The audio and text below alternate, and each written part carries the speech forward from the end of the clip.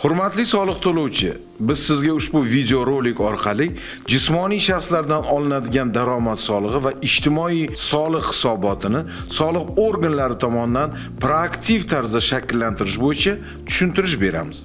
Buning uchun soliq to'lovchilar, soliq agentlari may.soliq.uz sayti orqali elektron raqamli imzodan foydalangan holda shaxsiy kabinetiga kirib, soliq hisobotini yuborish bo'limiga o'tiladi.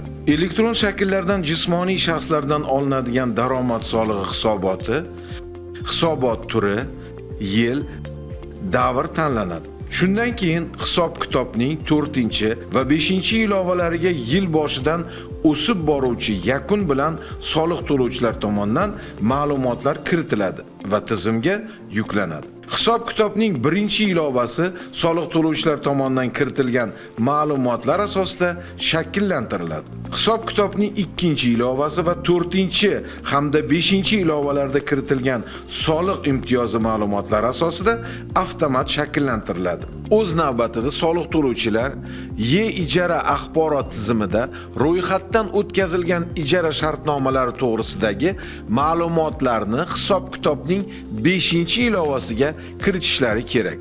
Hisob-kitobning 3-ilovasi E-ijara axborot tizimidan ro'yxatdan o'tkazilgan ijara shartnomalari to'g'risidagi ma'lumotlar asosida avtomatik tarzda shakllantiriladi. Hisob-kitob soliq to'lovchilar tomonidan kiritilgan ma'lumotlar hamda soliq organidagi mavjud ma'lumotlar asosida shakllanadi. Bunda hisob-kitobning 0111 satri bojxona organlarining E-kontrakt tashqi savdo axborot tizimidagi ma'lumotlar asosida avtomatik shakllantiriladi. Hisob-kitobning 050 satriga soliq to'lovchilar tomonidan ijtimoiy soliq stavkasi kiritiladi.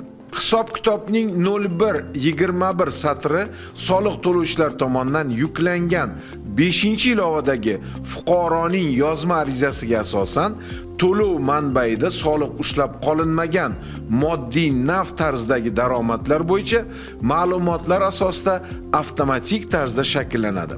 Shuni aytish joizki, hisobot ma'lumotlarini shakllantirishda filiallari mavjud soliq to'lovchilar avval barcha filiallarga tegishli hisobotlarni, so'ng bosh ofis hisobotini shakllantirishi lozim bo'ladi.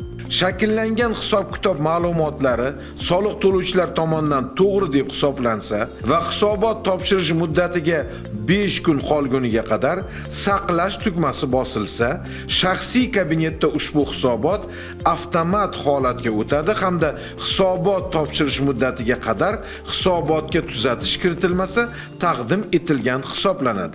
Bunda hisobot topshirish muddatiga 5 kun qolguniga qadar ma'lumotlar qayta yuklanishi mumkin va oxirgi yuklangan ma'lumotlar hisobga olinadi. Shuningdek, jo'natish tugmasini bosish orqali ham hisobotni yuborish mumkin. Agarda soliq to'lovchilar tomonidan hisob-kitobning 4 va 5-ilovalari Soliq kodeksining 81-moddasida belgilangan muddatlardan kechiktirilgan holda yuklansa, shakllantirilgan hisobotlarga tuzatish kiritilsa yoki aniqlashtirilgan soliq hisoboti tuzilsa, u holda hisobotni soliq agenti taqdim etadi. Diqqat, eslatma! Jismoniy shaxslardan olinadigan daromad solig'i va ijtimoiy soliq hisobotlari har oyda hisobot davridan keyingi oyning 15-kunidan kechiktirmay, yil yakunlari bo'yicha esa keyingi yilning 15-fevralidan kechiktirmay taqdim etiladi. E'tiboringiz uchun rahmat.